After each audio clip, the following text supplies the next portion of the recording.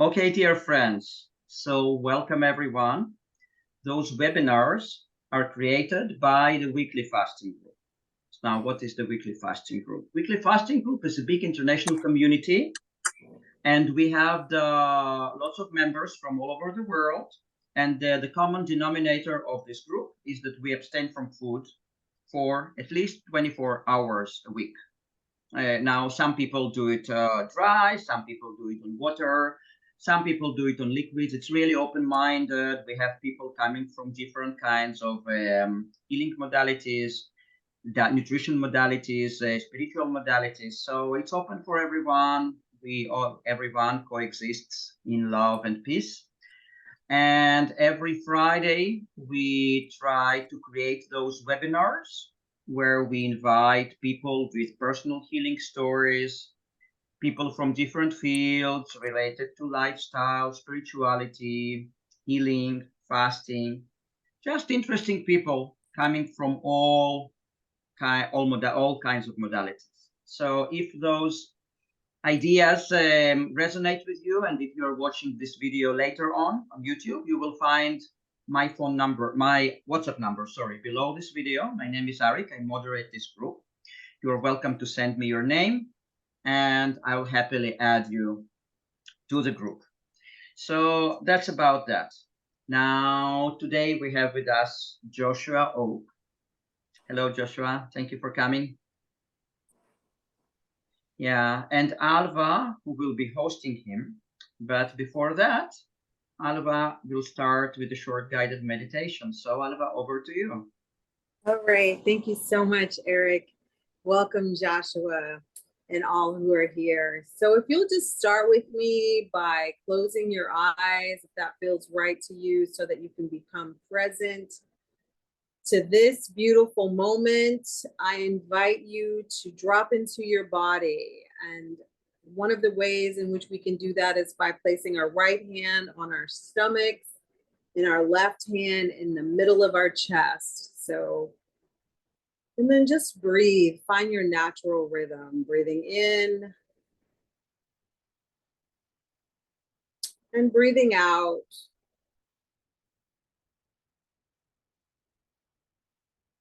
Breathing in and breathing out.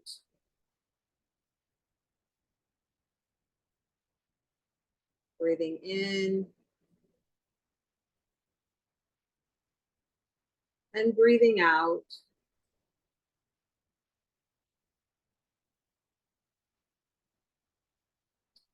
Whether you're seated or lying down, just concentrate for a moment. Place your attention on the center of the soles of your feet. And just as you breathe in and out, imagine that you are connecting to the core of the earth. Breathing in, drawing in the energy from Pachamama, the core of the earth, the heart of Mother Nature. And breathing out, just releasing all of your energy down into the core of the earth, where the ions so beautifully balance our bodies, reharmonize, and invigorate our cells. Breathing in that energy all the way up to the crown of your head from the core of the earth. And breathing out.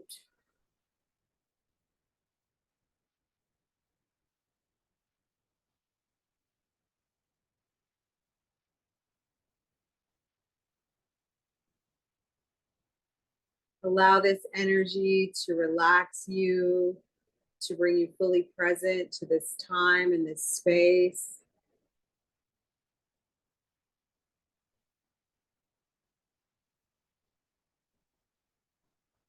Allow the breath to ground you in the body.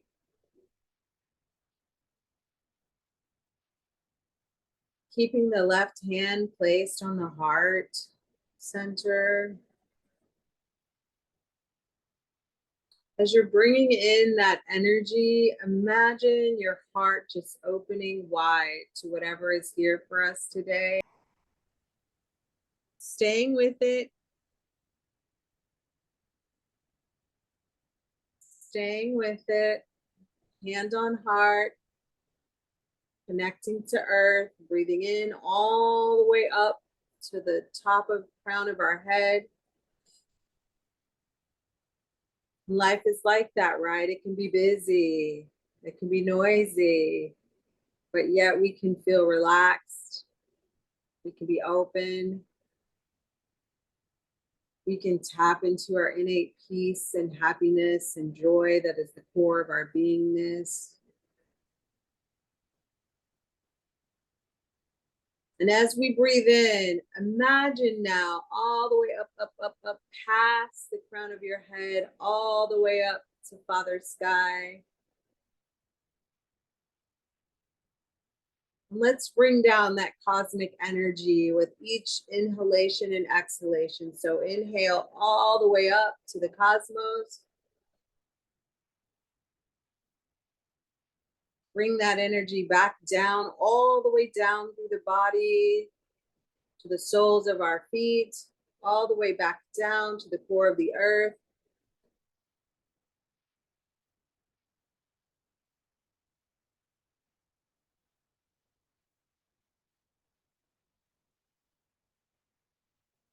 Let's tap into our cosmic nature, because in fact, we are truly made of stardust. So let's allow the cosmic energy and the earth energy to balance and harmonize our body temples through the breath.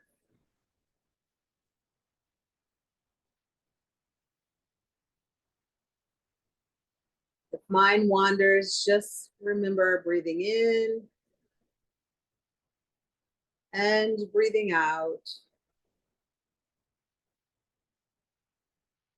Breathing in and breathing out.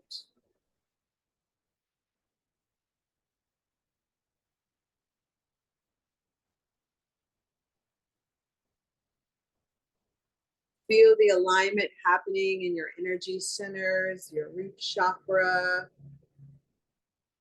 your sacral chakra, your solar plexus, our heart, our throat, our third eye, our crown chakra. We actually have a few chakras above those. Just feel that harmonizing, balancing energy happening in your body here and now.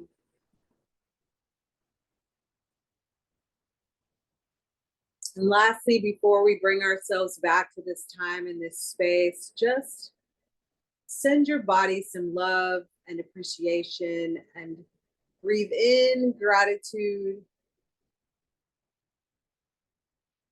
Exhale appreciation.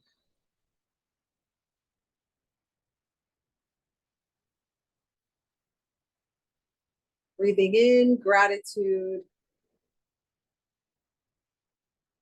Exhaling appreciation for ourselves, for one another, for Arik, for Joshua, for YouTube, and this beautiful group.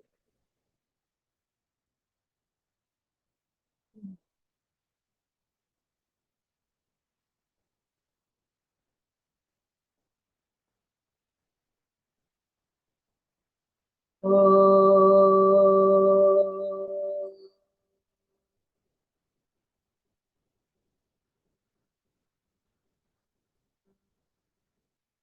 Shanti, Shanti, Shanti.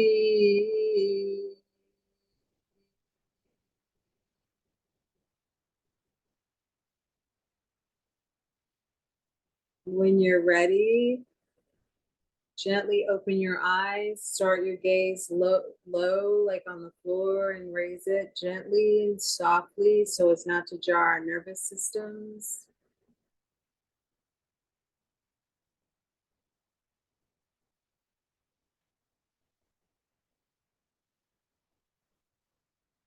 Mm.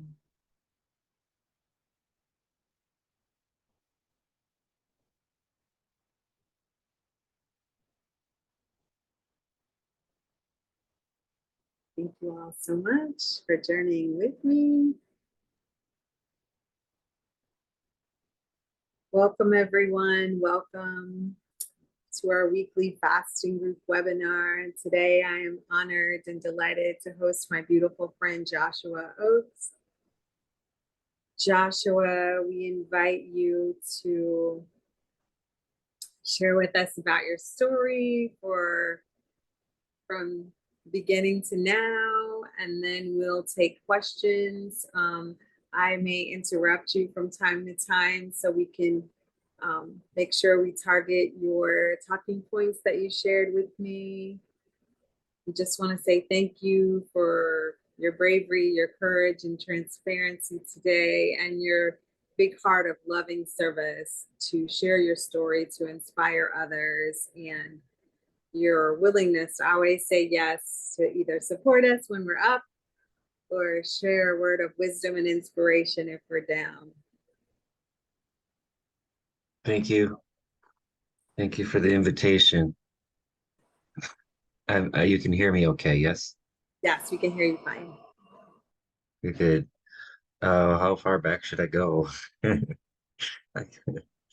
Well, wherever you want. If you want to start a little bit before your injury, maybe, or the injury and forward, whatever works for you. Yeah, a few short things just about my childhood. I was born in southern Michigan. Um, I was raised in a large family of 14 children. I was in an all African American community for about 13 years of my first 13 years. Um, I was actually raised in the fur industry of all things. So that's an interesting background to note. Fast forward to when I was I think I was 24. Um, I left home at about 20 years old and been traveling around, planting trees, farming cranberries, kind of an unconventional sort of nomadic lifestyle. Um, I spent a lot of time in Michigan's Upper Peninsula and northern Wisconsin. And I happened to, around 2009 and 10, I happened to be planting trees that year down in Alabama. And that whole winter, I just had this sense of feeling lost, like I wasn't where I was supposed to be. So I was just exploring and traveling and working and trying to figure out where I belonged and what my actual purpose was. And there was like this strong sense in my being that something was incongruent and something needed to happen. After a winter of eating Subway and you name it, anything else that I wanted to eat. And at the time I had gained maybe 15 pounds and I was constipated. I didn't know nearly as much about health as I do now, but I decided to come home to a friend's place in a national forest in Michigan, and they had a nice outfitted barn that they let me rent for a month. And I did this herbal cleanse. It's called the Arise and Shine. It was started by a Dr. Anderson. And I lost that 15 pounds, went through some emotional stuff. They had really good water there and a nice sauna, so that helped. And through enemas and juicing and raw foods and lots of herbs. And I did that for 26 days, fixed my bowels, which had been extremely constipated that winter. And so that was kind of like my first like real dive into the raw food world or cleansing in general. Um, and I had all kinds of plans for that summer. I was going to get into martial arts and do a lot of running and um, I went to see a young woman who she was a few years older than me, maybe a little bit more mature for sure. Um, and at the time, having spent all that time alone in the woods, I wanted some companionship, but my experience with relationships was not much. And I tried to convince myself of things that weren't true. I made promises that I couldn't keep. And I wasn't really like tuning into myself when it came to this relationship. This person happened to be a part-time beekeeper, and just a few days before I finished that cleanse, I was sitting there one day and I said to God or universe, you know, I want to do something different. I want to do something that I've never done before that I'm not comfortable with. And so I thought I needed to challenge myself. So I thought, well, maybe there's something I can do that's really challenging, like walk across the entire United States. So that I had that in my mind, right? The day that the accident happened, I was running away from an upheaval that happened in this connection with this young woman. And she had enough presence of mind, even though she was very angry with me. And I was just completely anxious and stressed out and wanting to get away from the situation, didn't want to deal with it anymore, didn't want to take any responsibility. She hands me a jar of honey before I leave. And if you can imagine, back then it had long hair. It was like down to the middle of my back. I was very thick, blonde, Scandinavian kind of look. But I had an old Toyota pickup. It was a 1980 84, 85 pickup that was pretty rusted, had been busted in the frame a few times, and someone welded it back together before I bought it. So it ran fine, but it was kind of rickety, and the brakes weren't very good. And so the day that I'm running away from this situation that I had created so much drama in for myself and wasn't fully understanding where it was coming from, it's like that cleanse had triggered some inner traumas that I wasn't facing. And so she says a kind enough goodbye and hands me this jar of honey. And she figures, okay, he needs to just go figure out whatever he needs to go figure out. And I felt like I was just running away from some irrational, violent experience that just wasn't fun. And so I'm driving this truck north past my friend's place where I had stayed in the woods. And I had a very, very strong feeling that said, go back to the woods and stay there for one more night. And I'm like, no, I want to go see my brother. He was like this point, this object of comfort for me, my brother in Wisconsin at the cranberry farm. So I'm just like speeding north and this feeling the whole time, wrong direction, wrong direction. Where are you going? And yet it was the right direction at the same time because I was choosing it. And so I get to Petoskey, which is a little port town on Lake Michigan next to Traverse City. And I paused in a parking lot, and my whole body was kind of in a nervous state, an anxious state. And my brakes had been acting up. I look at the brakes, and I'm like, oh, I'll just try anyway. So I drive across the Mackinac Bridge, which happens to be one of the largest suspension bridges in the United States. It's like a 5 mile long bridge. And then I drive across the Upper Peninsula, which is a 300-mile stretch of land. And I got into northern Wisconsin in the Chequamegon-Nicolet National Forest around 2 p.m. that day. It was May 15th, I believe, 2010. And everything started to feel surreal at that point. Like literally, I noted at that point that I felt like I was driving in some kind of slow motion dream. And I'm driving along on this empty stretch of highway, no other cars, and I hear this. I put my driver's side window down, and all of a sudden, a grasshopper comes through the window and just flicks me in the ear really hard, like like somebody shot me. the pellet gun. And then I hear a buzzing noise. And I don't remember which one I saw first. I believe it was hearing the buzzy noise. Oh no, I've got a bee sitting on top of my head. And I look to my right and like, oh shoot, I spilled that entire jar of honey on the seat somehow. Lid wasn't tight enough. And so I reached up to brush this bee off of my head, kind of a little bit panicky because I didn't want to get stung. It was a bumblebee, and it landed on the seat. So I'm trying to brush it off the seat. I'm looking down, and I look up, and my vehicle is starting to veer off into the ditch. And so I overcorrected my wheel to the right, much too hard. So I flipped the truck. And the truck rolled 4, 5, maybe 6 revolutions. It seemed to the other side, but I know I went over a culvert and I ended up in a ditch. Felt like rolling around in a washing machine with a bunch of coins or something. And came to a stop.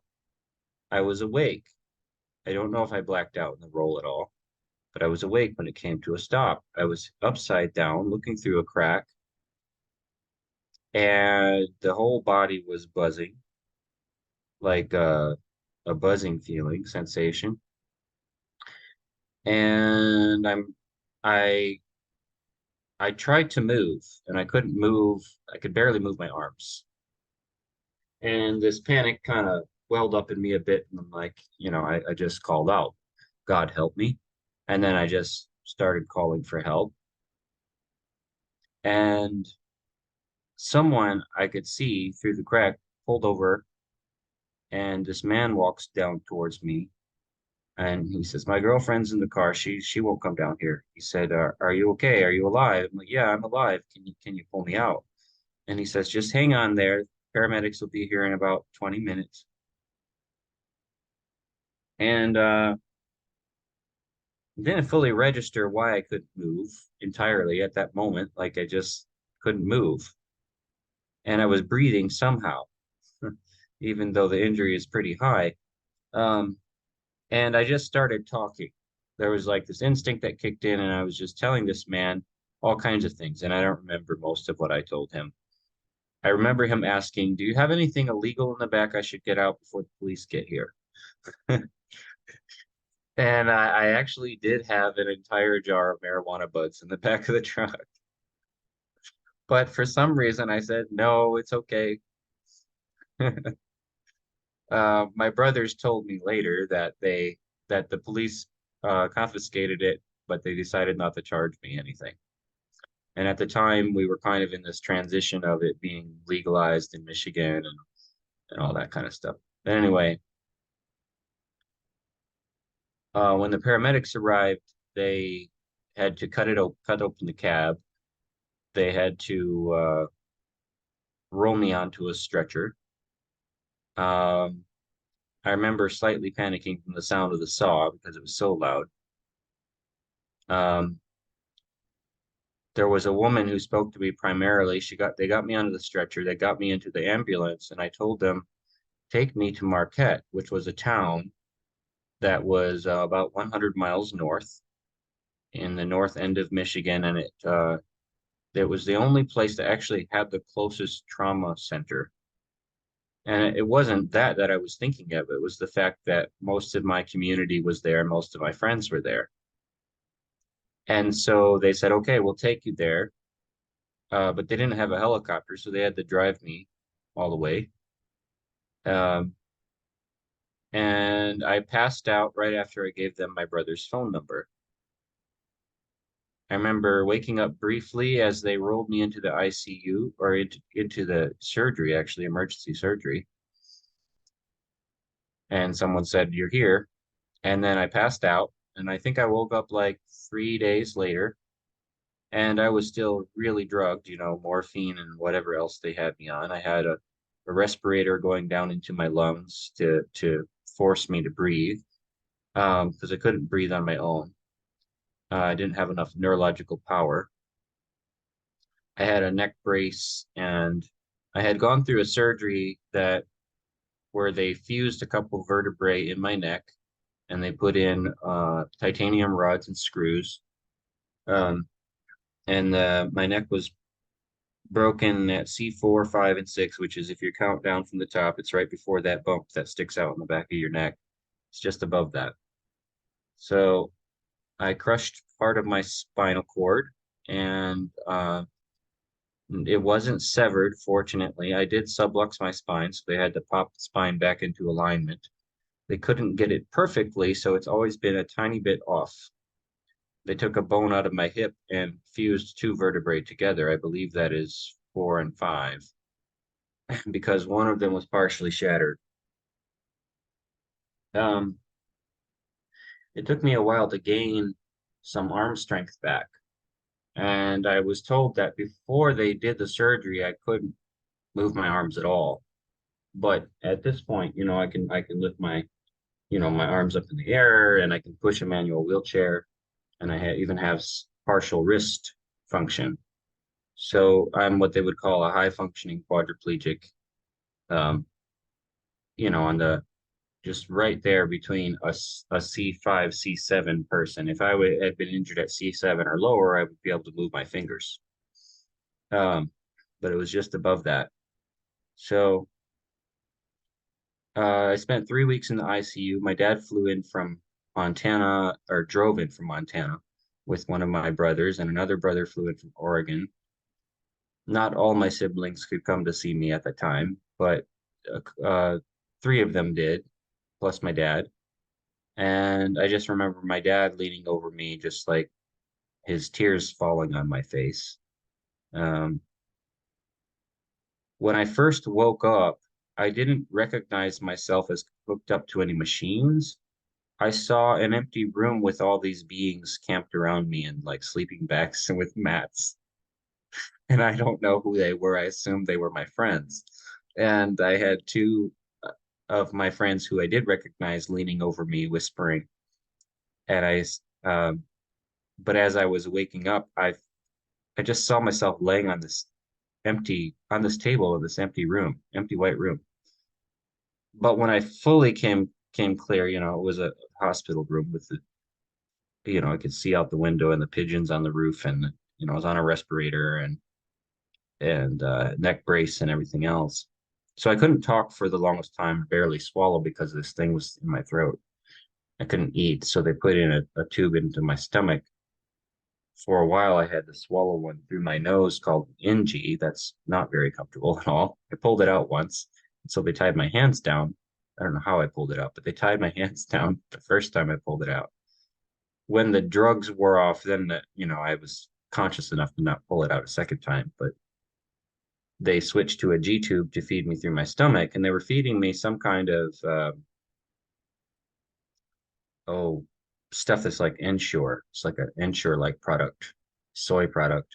And I felt pretty sick pretty quick because I had just done a cleanse before that injury, right? I'd just done like 26 days of herbal cleansing and juices and raw foods, and got out mucoid plaque and all these things, and then all of a sudden there.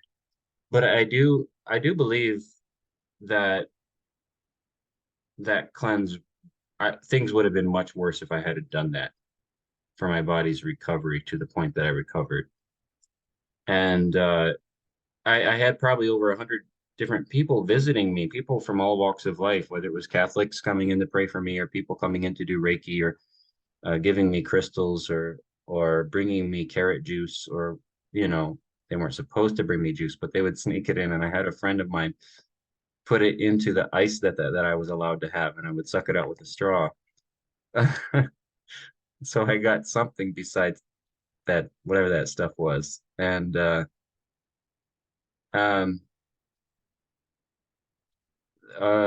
gal who I was running away from actually came up to be by my side for a while and help take care of me. And she's just a tough cookie, and a good friend to this day.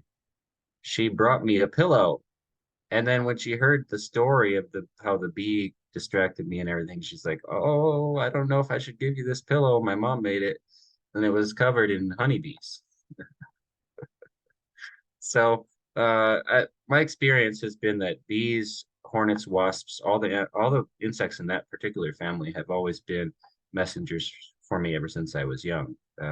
I had developed a strong fear of them as a child, and I had to make friends with them as an adult and change my perspective because they were always perfect mirrors for whatever was going on with me emotionally, and they would tell me so. And I didn't always see it as telling me so. I thought I was just being attacked. So I had to learn about my relationship to that. And so after 3 weeks there, tapping out what I wanted on a letter board and being rolled around in all kinds of x-rays, and I had a tracheotomy done, which my dad was really not happy about at first, but calmed down when they told him it's temporary. He's not going to have a trach forever. But it did allow me to speak. It allowed me to breathe easier. I was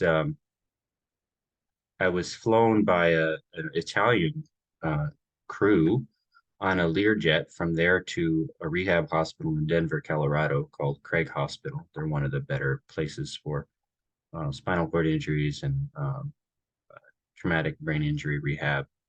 And I was there for 3 months with some wonderful people doing lots of amazing recovery therapy. It set me up well for that. I had a wonderful friend back in Michigan offer the apartment he owned to be modified for me to live in. So my insurance company agreed to it after speaking to the owner, and I moved back to Michigan and just kind of started a whole new life. It's like dying and starting a whole new life because you have to completely relearn how to live a whole different way. And when you're paralyzed from the chest down and you're dependent on others, I had to learn a lot. And you learn a whole lot about relationship in a different way, because it was like I was running away when the accident happened. And over time, I realized I was running away my whole life. In a lot of ways, I was running away. And some might say, well, you're running from God, or some might say running from yourself. And I would say it was both. It's one and the same. And there were aspects that I had to face, inner things to face, and that's that has a lot more nuance and detail to it, but that's the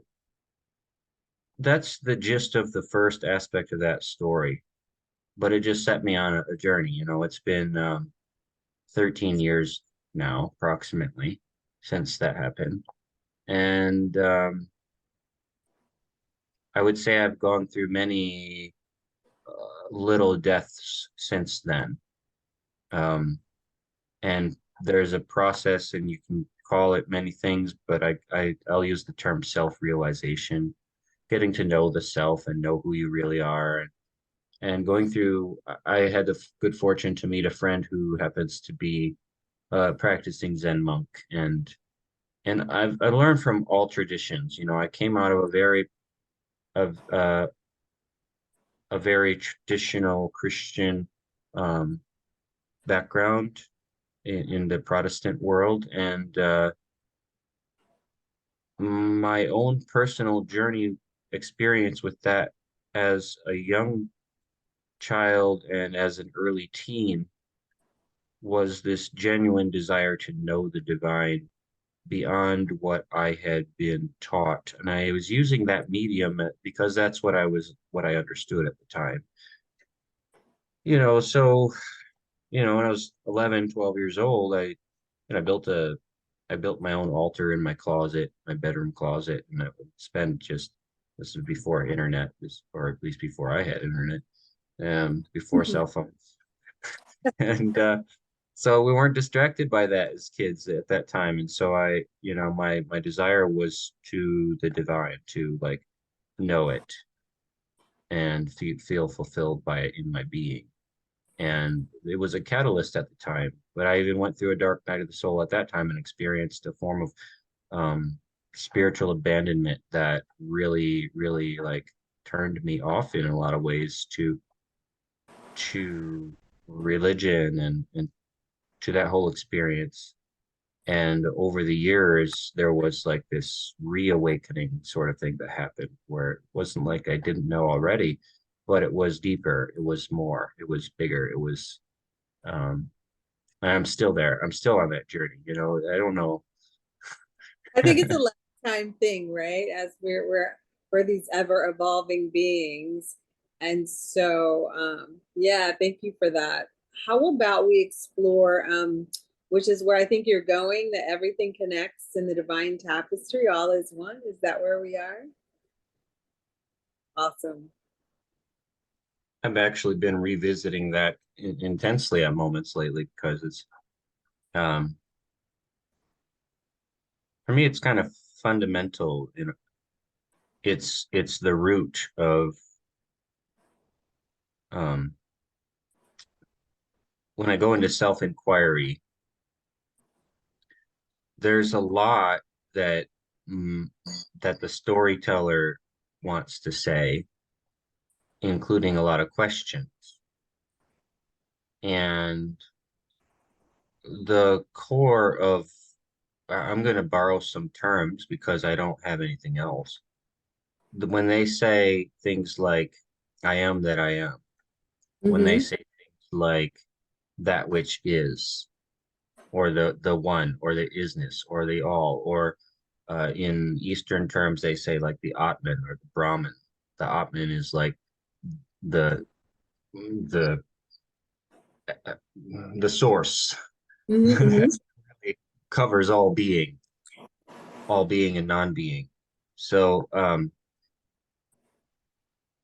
recognizing that first, you know, like who am I, has been part of this lately. And there's so much um, ego confusion, mental confusion, emotion, everything involved in that kind of seeking to like derail you from just seeing what's real. People use the term Maya or Illusion. illusion, you know. Mm-hmm.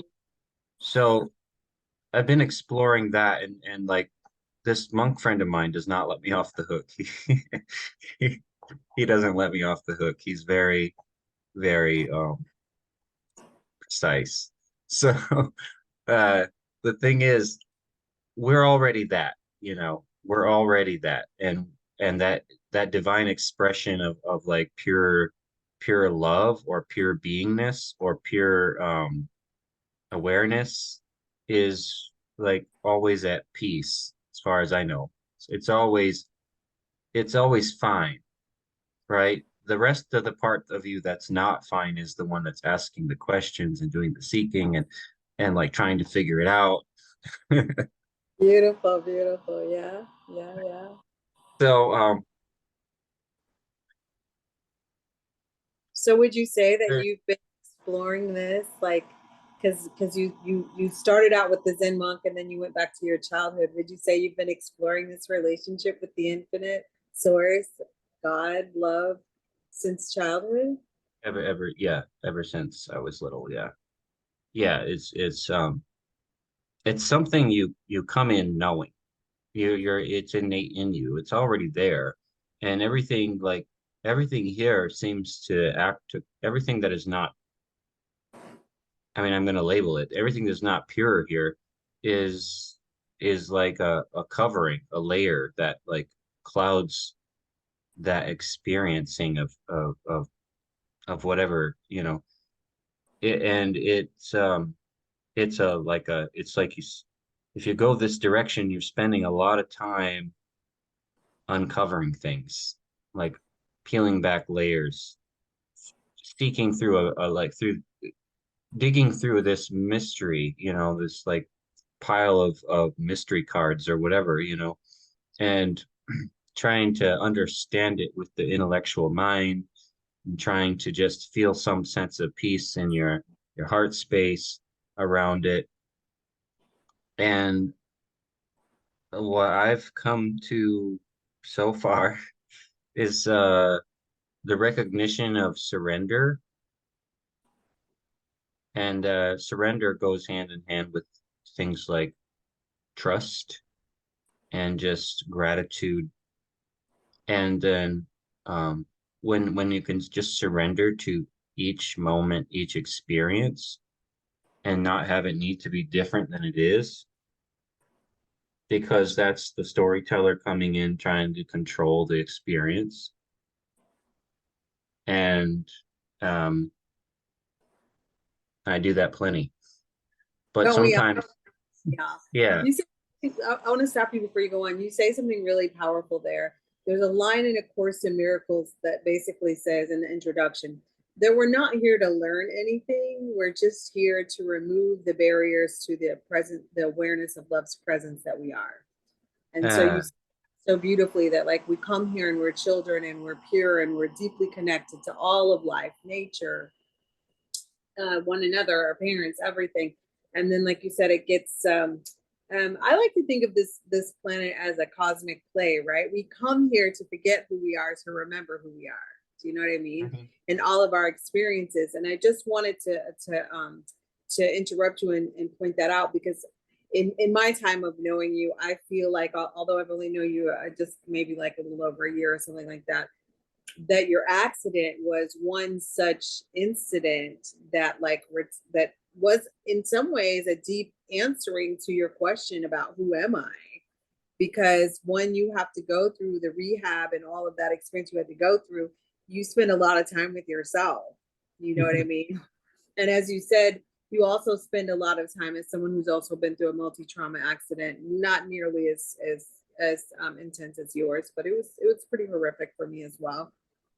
You spend a lot of time dependent upon the kindness, the goodness, or the assistance of others, which can be very humbling. And in and of itself, it's one of those places like, why am I here? You know what I mean? Like, well, what's going on? So a lot of those questions come up. So I just wanted to connect those dots for us. And for those who might not be familiar with self-inquiry, Joshua did answer it. It's one way of, some people use it as meditation. I like to do it as meditation, especially as Joshua said, if I'm caught up in a story, I like to just, who am I? Who's having this experience? And it does, I can't say for everybody, I can't speak for anyone else, and Joshua can speak to this when I'm done. It taps me into something larger. Like, who is actually breathing? It's like, I don't tell my body to breathe. I don't tell my heart to beat. I don't tell my lungs to work. I don't tell the blood to circulate. So if my cells are intelligent, where does that intelligence come from? Do you know what I mean? So I'm obviously part of something larger. And I don't know that that question works for everyone, but I know that for me, who am I? Who is the one even noticing the thoughts? Do you know what I mean? And so like it just taps me into one of the words I'm using right now, and I don't know, it may not resonate with some, is the field, right? The field of intelligence, or into the cosmos, into the universe, whatever. So I just wanted to, I didn't want people to be like wondering, like, what is he talking about self-inquiry? I kind of wanted to tie that in and share that quote. So back to you, my Thank you. You were recognizing the deconstruction that comes with catastrophic events sometimes. It's you know, you may be chugging along and have a story of yourself and what your life is and who you are, and then something happens that completely turns that upside down. And then you're like, well, what am I now? You're in a place of delusion or disillusionment, as they call it. And so, what am I now? Who am I now? You know, and yes, so, you can take on a new story. I'm a quadriplegic in a wheelchair, and I, I have these needs, and I have a neurogenic bowel, and I have to use a catheter, and I need nurse caregivers, and then, that can be your new identity if you want it to be. But what I'm doing is just playing roles. I'm playing roles, and we switch roles throughout life. And it's like actors changing clothes on the stage, and ultimately who you are stays the same through all of that. It never changes. beautiful, Uh, beautiful, yeah. beautiful. Can we, I'd love for you to tie that in because I loved this thing that you said, walking, rolling on the healing and healer's path. Yeah. Um, That. what I had in mind was just the fact that Not only am I healing myself, but I'm coming into a space of, and I've actually been doing that all along to some degree, of playing a healing role for the people. So um, it's a journey of self discovery and self healing while just interacting with everyone else around me in some assistive capacity or receiving capacity or whatever it is meant for each individual to connect with me as. Um, I have teachers who ask for my help and vice versa. It's not like a one-way street, so to speak, with that. It's interesting. And so, you know, while I'm exploring healing this body and this coming back to myself, um, yeah, right now I'm studying in Dr. Morse's school. I just finished the first course in the International School of the Healing Arts, and I'm gonna just keep going with that. Um, and I've had a variety of experience to the point where I feel like I can blend a number of helping elements together for people who are ready for interaction. So that's kind of the short of it. That's pretty beautiful there. Man, there was something that you just said that I wanted to tap into. Where did it go? I don't know. I don't know. Hold on just a second. Well, while I'm thinking of it, or if I'm thinking of it, you also put on here healing severe nerve injuries and exploration. So I know that you do a lot of work with Dr. Morris, and then Mhm. I'm assuming, and I'm okay that I'm assuming, right? If this is a story, because it's not a stressful one. I'm assuming that based on why you said like all of the different things, you said a few things that were really key. That's so funny because I was going to be like, Joshua, have you ever looked up like bee medicine and grasshopper medicine? What, because I see those messengers everywhere. My Mm. family thinks I'm like nuts if a dragonfly lands on me or I see three bluebirds. I'm like, oh, I got to look up what's their message for me today or something like. And always it's spot on. It's spot on. And the reason I reference that is because I do believe that life is always talking to us. You know what I mean? We're just not always available and we're not always listening. And then the way that you said, we're a lot like actors putting on different costumes, but I also even thought of like playing different roles in different movies, right? But the essence of who we are never changes. You're still John Smith or you're still the infinite, but tying this back together. So you said people came with crystals and fresh juices and things like that.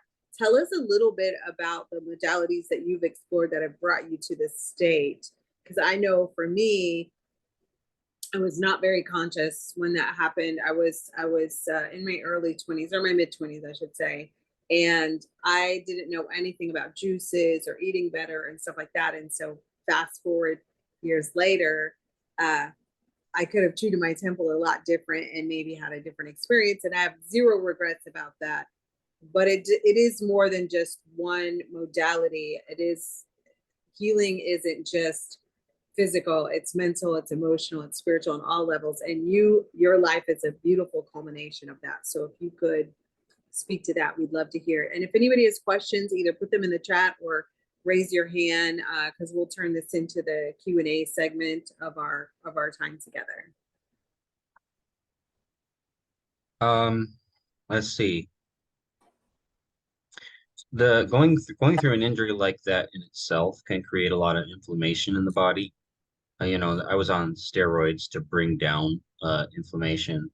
Um, cutting into the neck, losing blood, cauterizing, uh, stitching, putting metals in the body, bone fusions, all that stuff, whatever my body went through and was recovering from, a lot of shock, right? First, the initial accident.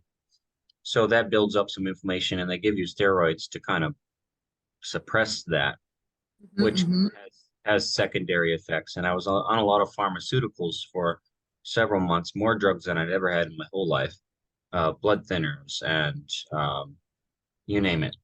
They gave me one drug that it was prescribed for what they called neuropathic pain, which to me at this point, having learned what I learned, I see it more as inflammatory pain and not neuropathic pain, even though it does affect the nerves because that's what's feeling the pain. Um, so I got into this place after quite a few meds. I was probably on more than 10 different meds at the time, one for blood pressure, one for um, uh, relaxing the bladder, one for stool softener, one for pain, one or two for pain, a couple blood thinners, etc. It just goes on. And I, after I got home, I started to slowly wean off of those, most of those. I stayed on the nerve pain med, which was called Lyrica, and I didn't know, and I don't believe they ever told me that it had been originally marketed as an antidepressant. So I didn't realize that it was messing with my brain chemistry until I decided to go off it cold turkey like a year later. And I didn't talk to the doctor about it. And I went into this deep depression for several weeks, and I didn't understand why I was so depressed. But it had messed up my brain chemistry, so it took a while to like rebalance that. And luckily, we were just going from spring into summer, and just getting outside, I think, just cured that for me over time. But so there was probably a year after the injury where I just was kind of surviving. I was emotionally surviving and coping, and eating Papa Murphy's pizza, drinking beer, whatever. I'd have some vegetable juice here and there, just because I had it in my mind to stay somewhat healthy. My brother started bringing me raw goat's milk at the time, but I couldn't handle it. Like I would drink it and then I would feel sick, and I just stopped drinking it. And there was a day where I had been in so much chronic pain. After the injury, I was in chronic pain almost 24/7 for a very long time. Um, we called it neuropathic pain at the time, but I would say it was just an intense level of acidosis. And um, I one day, like, I'm just asking, like, I really want to heal. I really want to know what healing is. That was my next request. Like, I really want to know what healing is. And so this raw food idea popped back into my mind. I said, well, I know what to be doing. Why am I not doing it? Like, so I immediately jumped into a mostly raw food diet. I started transitioning myself to a raw food diet. And at the time, there was like Dan McDonald, and a friend actually introduced me to Robert Morse one day. And so I was eating like whatever Dan McDonald was eating at the time, or trying to, even if it was a cabbage salad. And I, the first video a friend sent me with Dr. Morse was this fellow Roger Leapart, who was a quadriplegic. He'd been a quad for like almost 30 years or something like that. And he had broken his one of his legs, and the leg had healed at a pretty sharp angle, like a very sharp angle.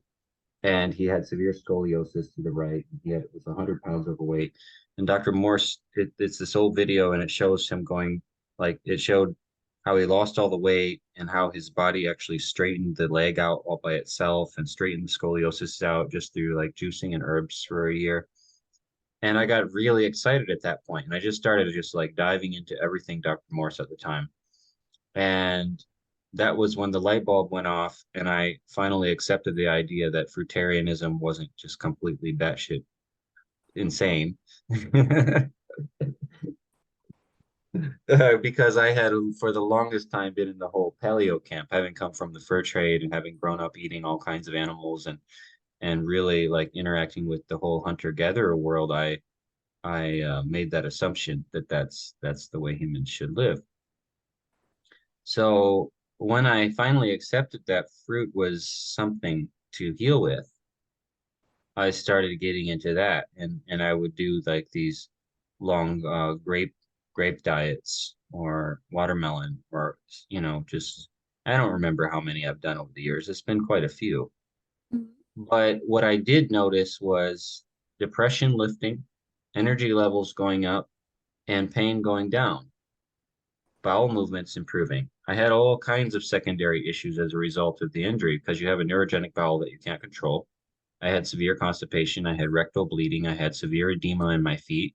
I had chronic pain from my chest down to my toes, like you're in boiling water almost all day long. And I tried to, once I got off the Lyrica, I tried to deal with that using medical marijuana. And it helped me disassociate, but I was disassociated from everything. I didn't really like being stoned all the time. Didn't really like being kind of out of it just to help me manage pain. So I had to figure out like there's got to be a better way. I don't want to just cover the symptom. I want to remove the symptom or remove whatever the cause is. And when I started to understand causes, that's when I got into the herbs and fruits more deeply. And it has been 13 years, and yes, I have not regained like neurological function to the point of walking or the ability to move, but I have cleared my mind, detoxified my body to the point where I don't need pain meds anymore. I reduced everything down to two meds, and there's only one that I use regularly. The other one's just a rare occasion, and no more bowel issues unless I create them, and I know how to fix them if I do. Um, uh, you know, Developed a whole relationship with the herbal kingdom and figuring out what that's about. And still experimenting with that one. It's interesting. And then I've done some short water fasts. Um, I did what was it? It's called the Master Cleanse. It was one that this fellow in Canada sort of cobbled together from like the old Stanley Burroughs Master Cleanse and concept of using cooked Concord grape juice and Oh, the combination. fast system. Yeah, Yeah, yeah. yeah, a combination of therapeutic stuff. So I did that in Upper Michigan for 62 days, and that at that time I had some really intense healing crises, and I wouldn't necessarily recommend it to everyone, but I did a lot of colonics because I had a nurse friend who had a machine, and I got a lot of plaque out. I lost a lot of weight at that time. It came back pretty easy, but a lot to be discovered through this. Like through it, there was the healing modalities I've explored. It definitely opened up doorways to things like the astral plane, to things like just experiencing what we don't see with our physical waking eyes. Started to have more experiences like that.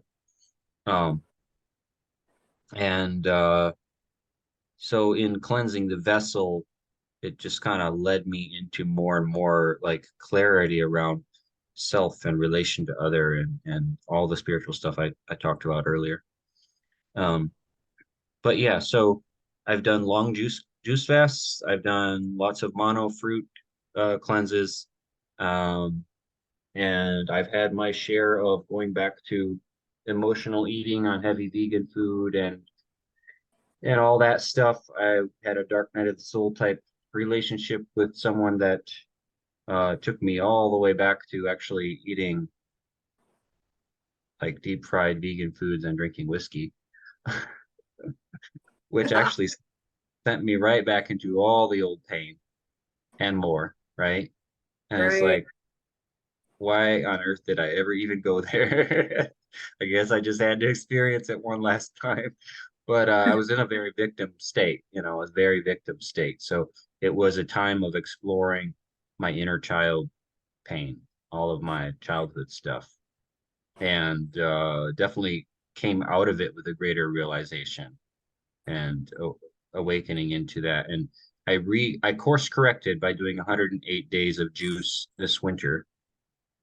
I remember. Yeah, and even though I had a little bit of a rocky a rocky refeed, I corrected that after a while too. You know, I've been all pretty much all fruitarian for a month and a half now at this point.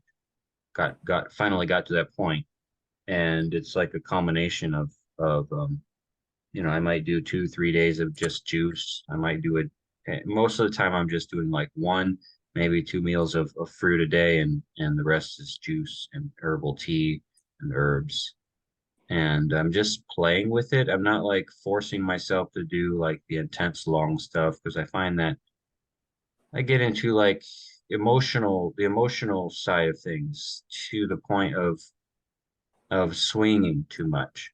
So I Yeah. had to find a spot that was balanced where I feel like I can pull this off without putting too harsh of restrictions on myself or, um, you know, yeah. So, and I'm finding my comfort zone right now, and it helps to have really hot weather here in Arizona. Is that I can eat as much solid fruit as I want when I want to, and the rest of the time I'm doing juices. And that feels like a really good place for me right now. And if I'm out at the garden and there's like some basil or some green onion or a fresh tomato, I'm not against chowing down on it as a Uh, snack. that one.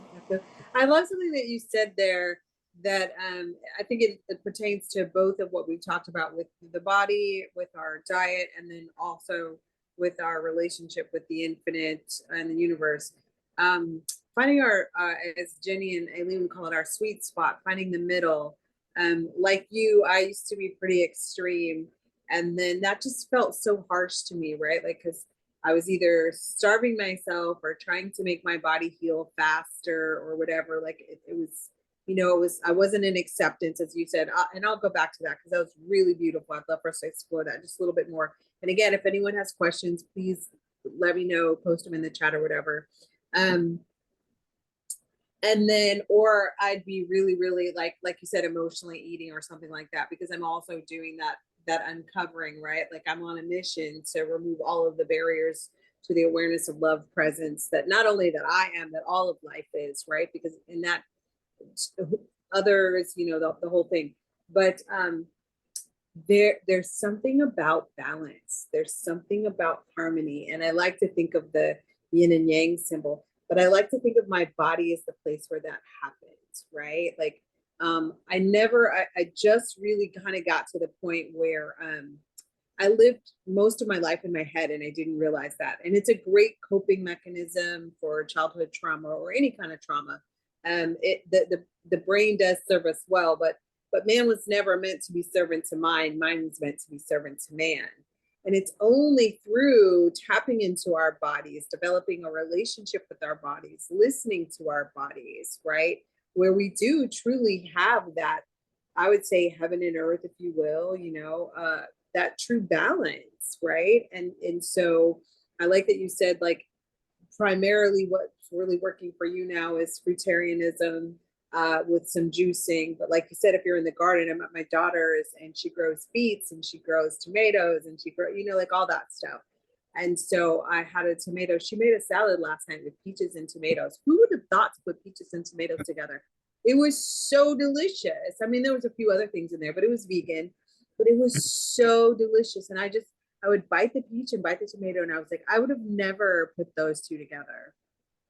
And so where I'm going with this is, which you and I have had many discussions about this. And one of the reasons why I wanted to share you with the group is you've taken your entire life experience being one of 14, your upbringing, that multi-trauma accident, and you blended it, you've I'm going to say milked or mined. I like that word, mind, right? Like mind it for all of the gold, all of the wisdom, all of the beauty, all of the messages. And I'm not saying it's a static thing, right? Because we have our whole lives to do that. Anytime I'm in traffic and I get, upset with someone, or yesterday I got triggered with my daughter. But anyway, you've mined that into seeing that life is for you, that life is love, and that your job here is you even without all of your certifications yet, you are a healer. Your presence is healing. Your wisdom is healing. That's been my personal experience. That is my personal experience.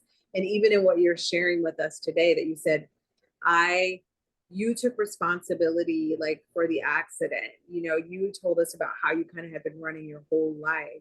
And so like there is this middle way, if we will, where you can see that everything in the past, while it may not have felt good, can actually be for us and help us be the best person in the here and the now.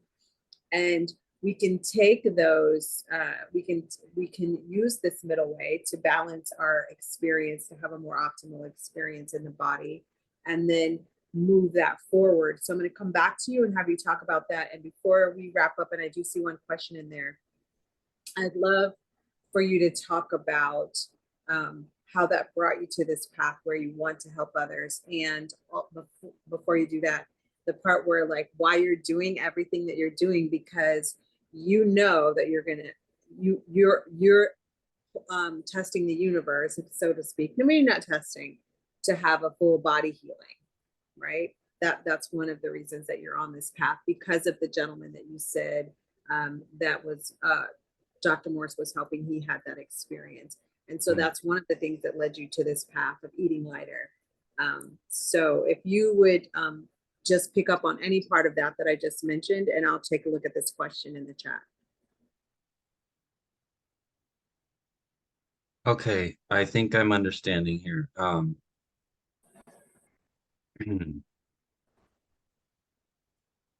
What brought me to this place of wanting to help others? Is that what you're getting at?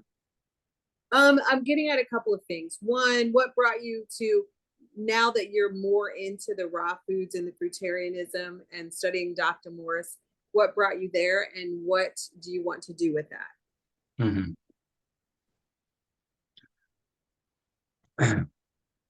And hey, second, the guy that has a question, he has to go in 5 minutes. So Okay. he said, how would you do fruitarianism in cold climates, or if a person had bad circulation?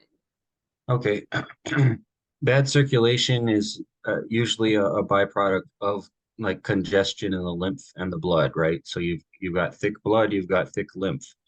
So to get to the point of handling the colder climate better with bad circulation, you've got to get into the body and start moving that lymph out and hydrating the cells. So you get your kidneys opened up, you get your adrenals strengthened. You can do this through the use of herbs. You can do this through really getting hydrated. It's a process. So on the way there, to deal with the cold, I dressed warm. I used a sauna. If you know what a sauna is, it's a good idea to find one and just go sweat. But the key is hydration. And it may seem counterintuitive for some people to go on a low-fat diet in the wintertime, but if you want to increase your circulation and get that blood thinner, then you've got to go lower on the fat, even the plant fats. So rich hydration, getting the body detoxified, hydrated, especially cleaning the bowels and opening up the kidneys. You do those two things, you get really hydrated, your circulation will start to improve. Movement is always good if you have the ability to move in whatever way that you can. If you can't move very much, and even if you can, deep breathing is a good practice to help you get there. Besides that, my suggestions are things like light touch lymphatic massage to get that lymph moving.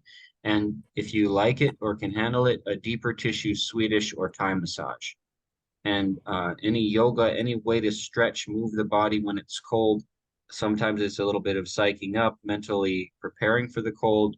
Check out Wim Hof's stuff as far as like cold plunges, if you're into that kind of thing, ice baths, that kind of stuff to like build up your cold tolerance.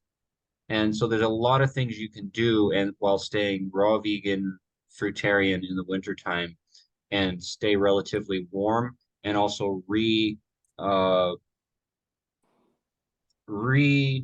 your relationship with the cold. Oh, that's beautiful. That's about the best I can do. That's beautiful. So Rue, I hope I'm saying this right. I'm saying your name right. When he says hydration, coconut water, fresh young coconut water is great. If you have access to that, you could try it if you have Asian markets. And then high water fruits, obviously the melon family, the berry families, the high water fruits, papaya are actually in the melon family. Cucumbers are actually in the melon family.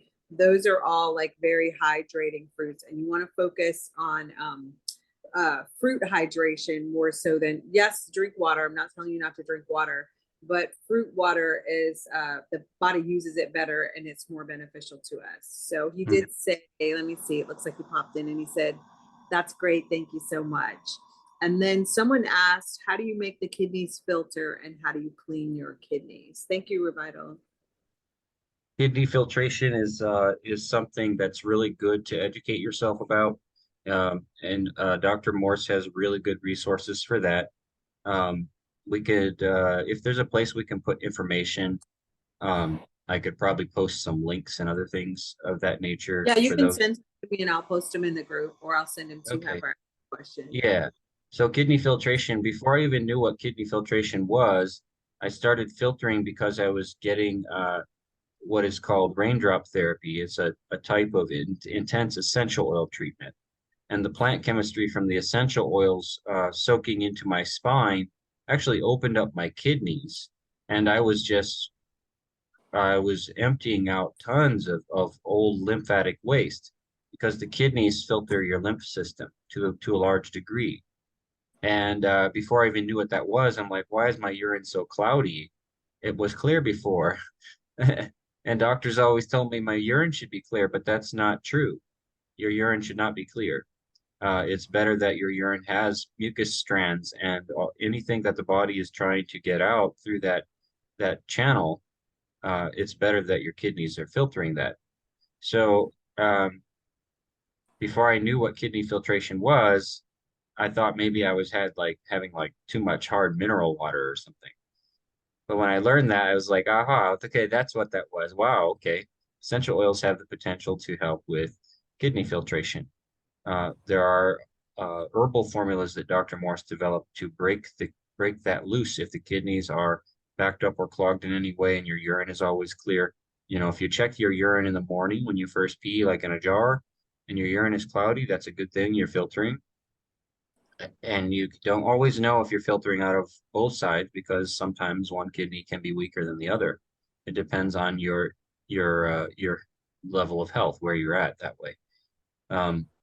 I hope that answers the question. And then you'll share some videos with. Yeah, I can share some information. I'll just tag you and anybody that's interesting. There are 9 different essential oils, and I don't remember them all at the moment. Yeah, if you look up rainbow therapy or rainbow Raindrop therapy, therapy. raindrop, and I think I have an article. I think somebody sent me an article on that. Yeah, Danielle Swindler. I'll look for that, Revital, and share that with you as well. Mm-hmm. All right, so you were gonna question. Yeah, okay. So one question is, all of this has inspired you to heal your body.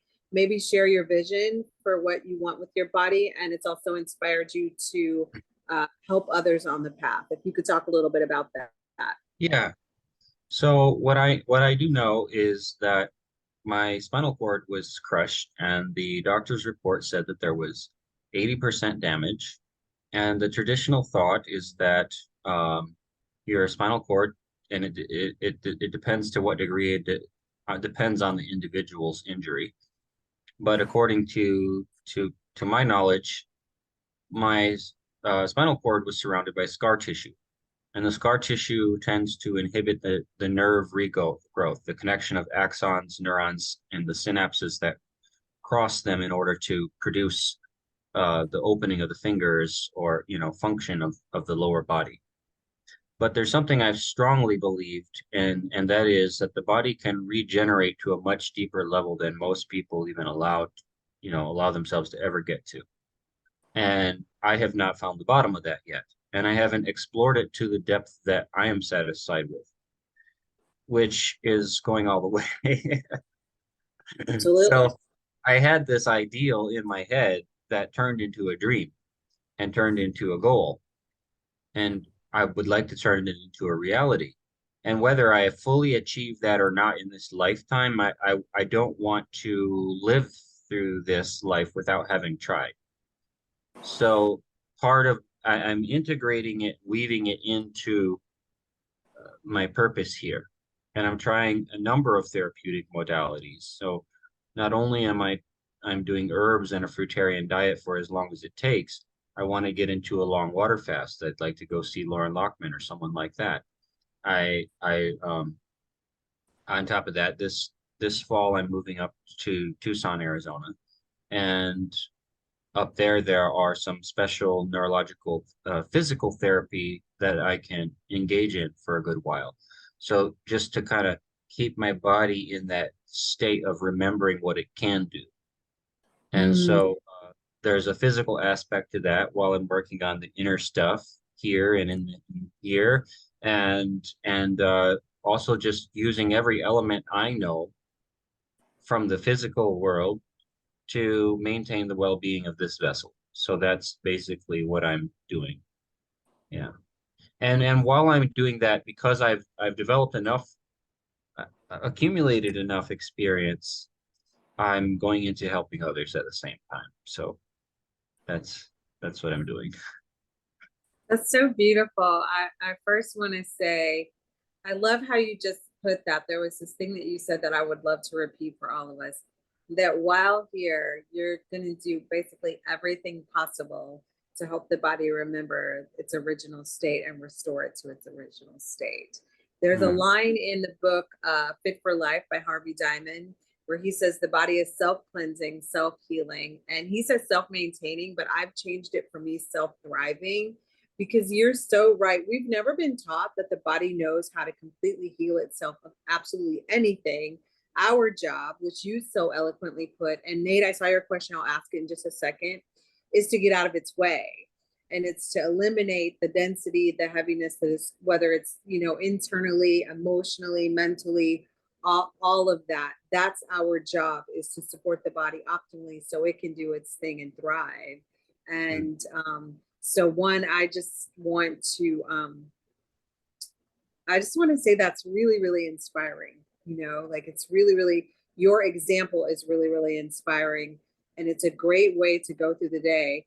How can I support my body optimally? How can I make choices today that don't burden the body so that it can operate optimally, no matter what? You know what I mean? No matter what's going on with the body. So I just wanted to highlight that, and also to tell you, like, that's amazing. Okay, I've got 2 questions here, so I'm going to be quiet. Let's see.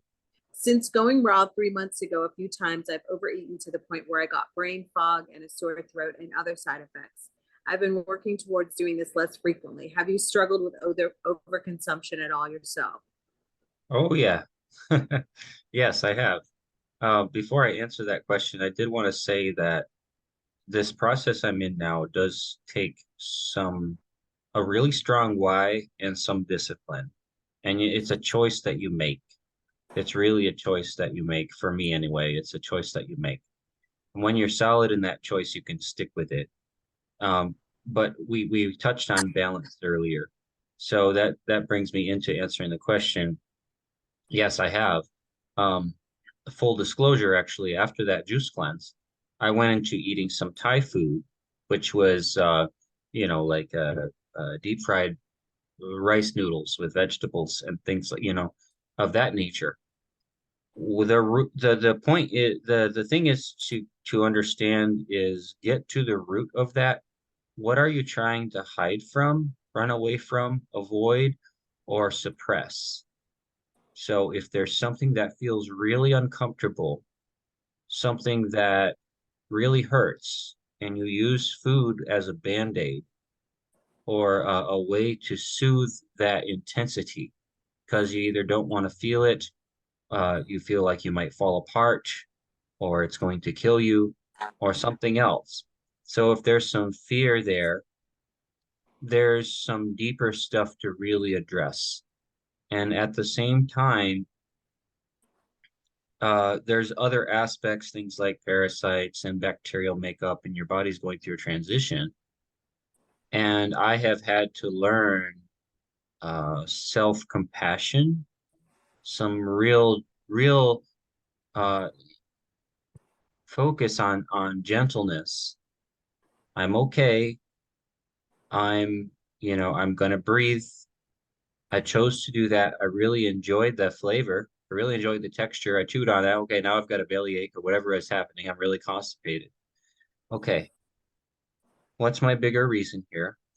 Where am I going with what I want? What do I really want? I know I did that to soothe something. And then tools for correction.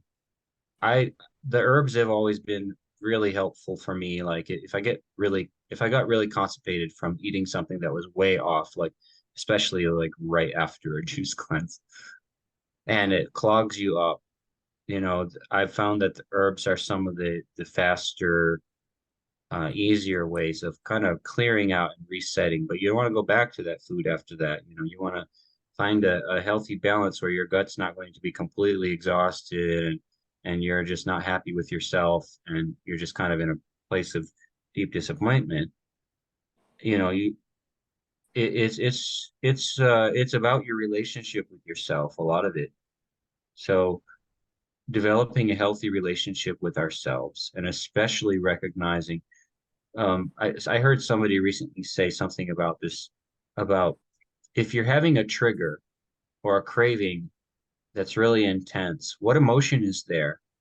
And what age is that? Perhaps there's an inner child there. Think about that for a minute. What age are you talking to? What age are you interacting with? Is it your 9-year-old? Is it your 5-year-old? Is it your 3-year-old? Is it your 12-year-old? You know, um, what Yeah, was it's like the, when is the first time you felt that way, right? Like go yeah, back first time you felt that way, and if you could sit with it long enough to like have feel that experience, and then ask that younger part of you, what do you need right now? How can I support you? exactly. That really, I love that you shared that. That's I'm actually doing that work too. I find self inquiry, self discovery, like you said, self realization, so powerful, that I would love to see that be a big. I don't want to say a big thing, but I would love to. That's something that I like moving into the world as well, because we don't know ourselves very well. We've been told who we were by our parents, by life, or whatever. The adulting, right, is, I like to say adulting is parenting. I used to say reparenting, but there are parts of ourselves that we need to meet that need our love and our attention. So, Nate, I would say that too, that whenever I veer off of my raw lifestyle, and I do have a high fruit, probably I'd say 90-95% fruit. I allow myself some salads. Whenever I veer, it is 100% like Joshua said, it's something that I didn't want to feel, it's something that I didn't want to face, but you can only run for so long. And that's the beautiful thing about the body, right? The instant feedback can be a heaviness or discomfort or brain fog. For me, it could be joint pain, it could be stiffness, it could be, like you said, constipation. And those things are just telling us that we're out of balance, that something's out of balance. So, and the other thing you touched on that's really beautiful is I have a program called The Gentle Way, um, is gentleness and compassion and unconditional love for ourselves. So I've decided that if I do decide to go, when I do decide to not do a raw thing, I'm going to eat it mindfully. I'm going to eat one bite at a time and I'm going to enjoy it. And I'm going to own the feedback that my body gives me. If it's heavy, if I ache, I'm not going to use that to beat up on myself. I just try to say, oh, that's really interesting to notice. I think I actually prefer not feeling this way. I like being able to move better. I like being able to stand up. That, you know what I mean? Whatever your thing is for you, Nate, it might be like, I like having a clear mind.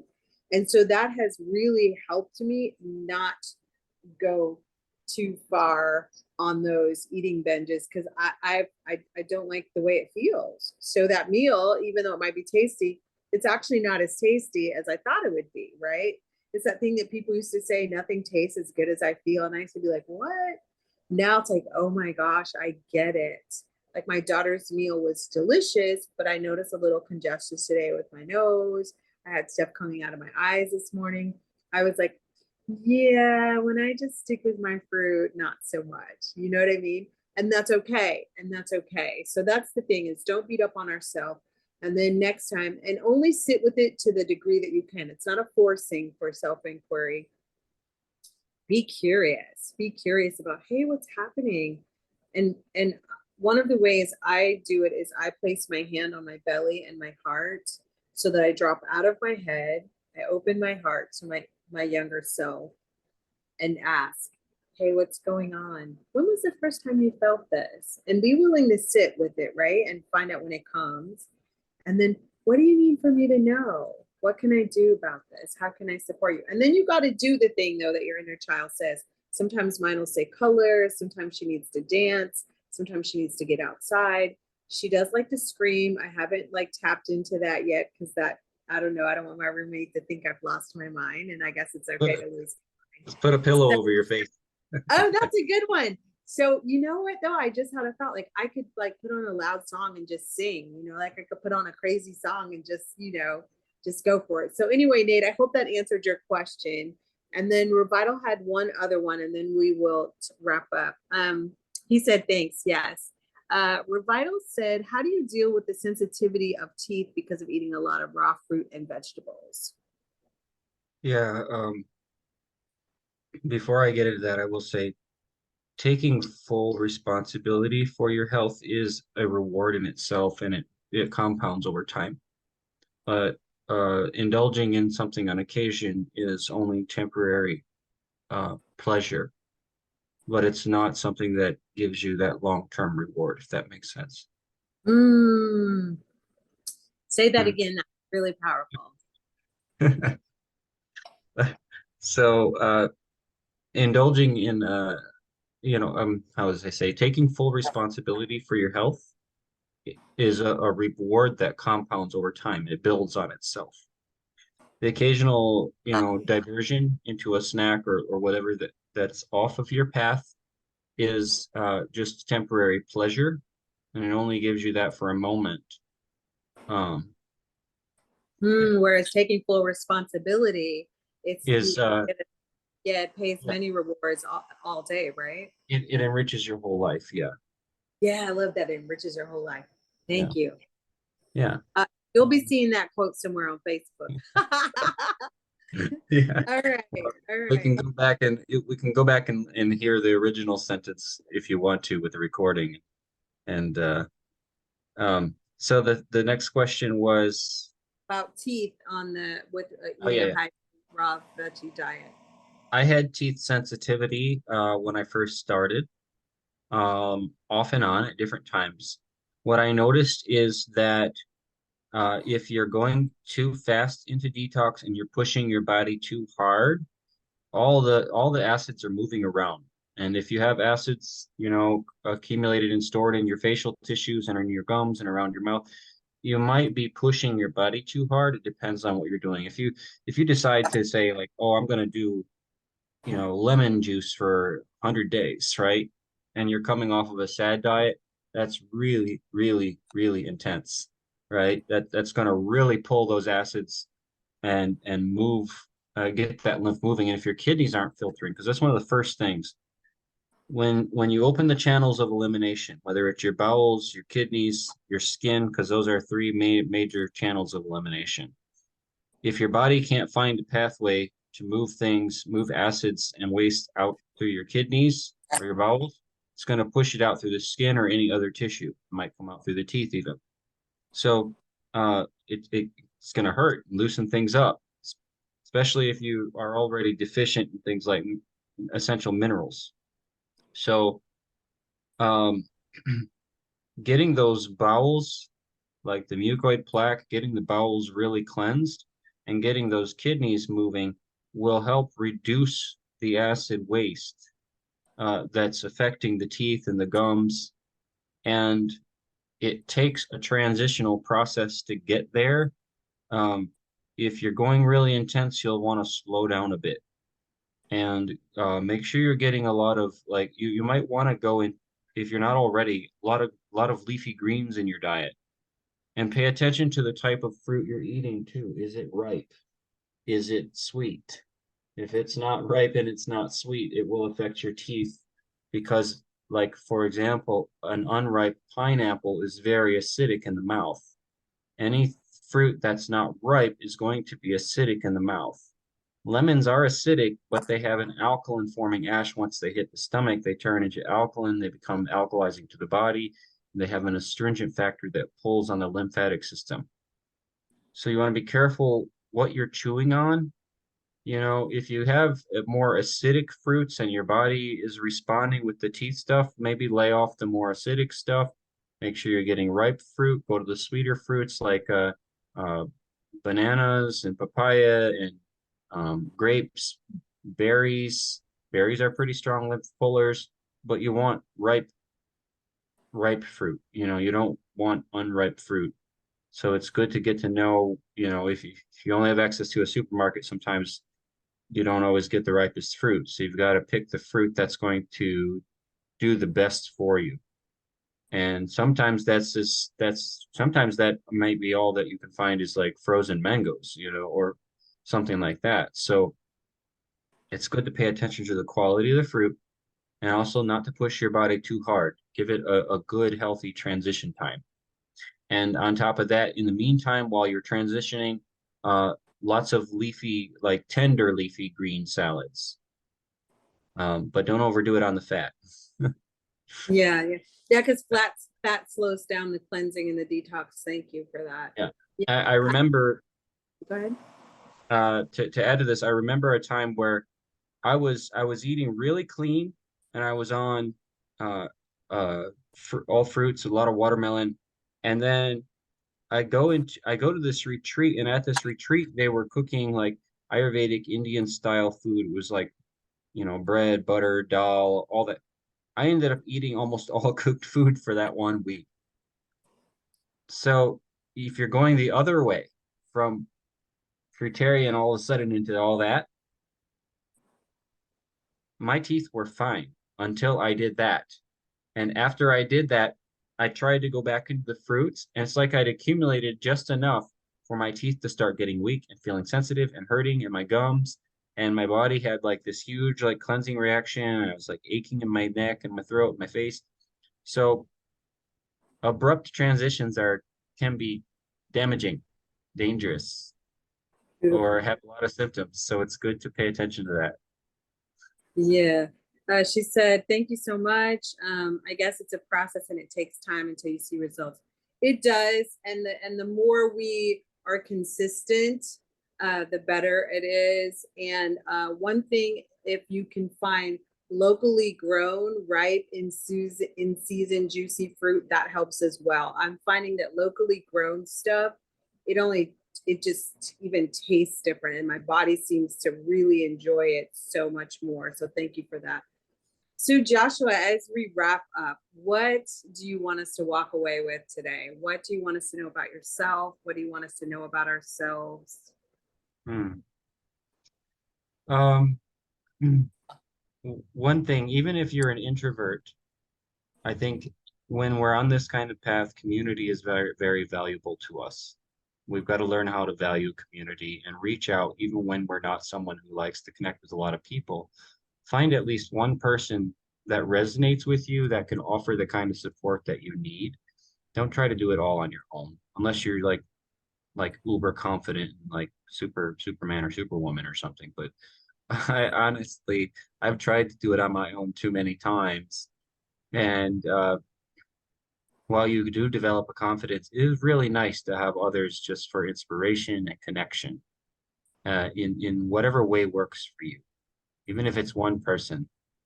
So find that person, you know, or find those people. And we've already got this group, so this is really nice. Um, it's helpful to just remember love. I bring it all back to love. And, you know, we might all have different interpretations or experiences around that, you know, that word or whatever it thinking we know what that feels like. The love I'm talking about is a love that is uh, not limited by any human experience in a narrow scope. It's not limited by the story we tell or the feelings we have. It's an all-encompassing kind of love that embraces you, whether you recognize it or not. And I think at least having that knowing in your mind, that thought in your mind, I'm just planting this seed here, that that love is there for you because you are that love, no matter what you cover it up with.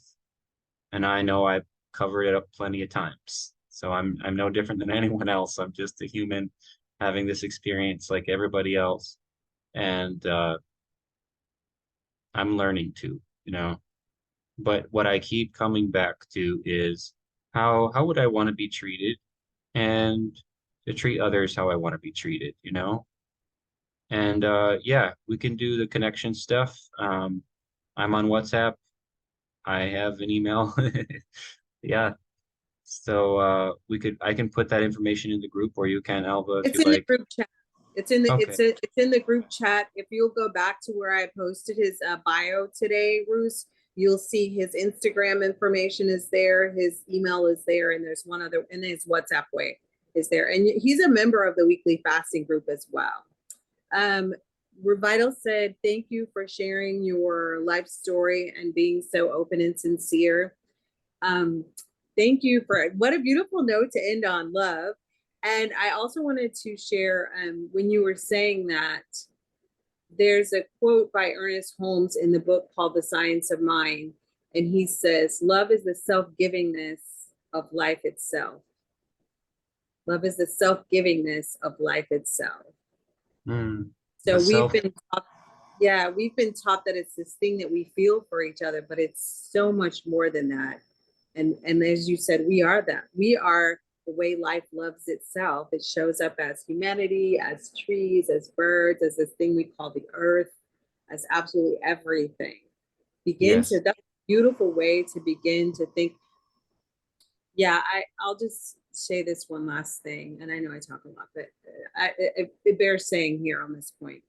In my accident, I died a few times, and the last time, I too was brought up Christian. I didn't go to heaven and I didn't go to hell. I just went, I don't know, I wouldn't call it a place, but what I would describe it as is all I could feel was this love that I'd never ever felt before.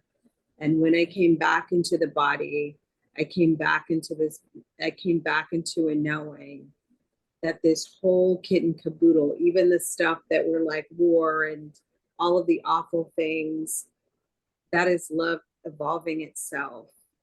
That is love evolving itself. And so we had a guest, I don't remember his name. I wish I would. He was a shaman and a lawyer. Christopher, I think his name is. Chris, yeah, his name is Chris. Thank you, Chris. He spoke a few weeks ago, and he said, do what you came here to do. So like, if you're going to want to change the world, I don't know, from crime or something like that, do it from a place of love. How can I make the world better? How can I offer a better solution? And if we can just tap more into that, which thank you, Joshua, for being here today, because I feel that you've helped us all tap into not only the love that we are, but deeper love for our body. And if we could just move through the world thinking from there, I think we'd have, at least I know it helps me to have a better experience, more connection, just a richness. Mm-hmm. And that's where we'll conclude today, Arik. Yeah, I just wanted to ask Joshua, do you provide any kind of coaching services or any kind of other services that people can reach you? Because for me, as an organizer of those events, it's really important to give fair exchange to our speakers. And our way to give an exchange is just to supply your contact details so that people can come to you, can get your services and stuff like that. So could you please share if you provide any kind of services, either online or in person? Yeah, absolutely. I'm just getting into that. I haven't done it as a practice yet, so I'm just starting. But anyone who is interested can certainly reach out to me, and we could start something. It depends on what you need or want. You know, I can do things like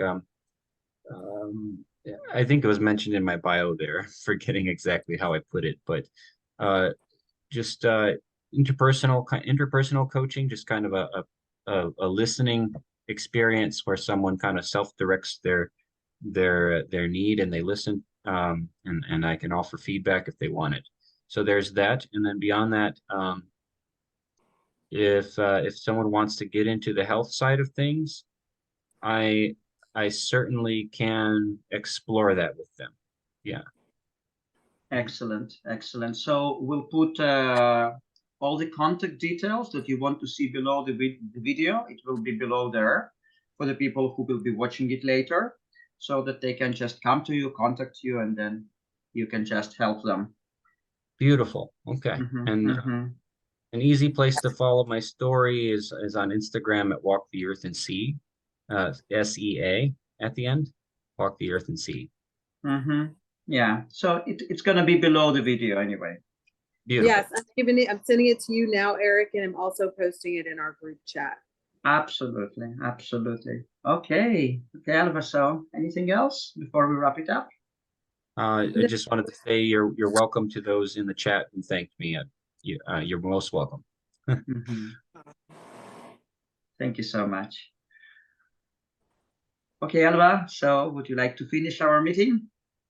I just want to thank everyone for being here. Joshua, thank you for sharing so personally with us and being so candid and so honest. Thank you for your loving and gentle presence here on the earth and showing us that no matter what happens to us in this life, we get to choose how we experience that. We get to choose how we show up as a result, and reminding us that we need each other to fly. Absolutely. Yeah, my pleasure. So dive in. It's only temporary. That's right. Absolutely. Okay, guys. Blessings to everyone. Much love. Bye. Bye-bye. Thank you.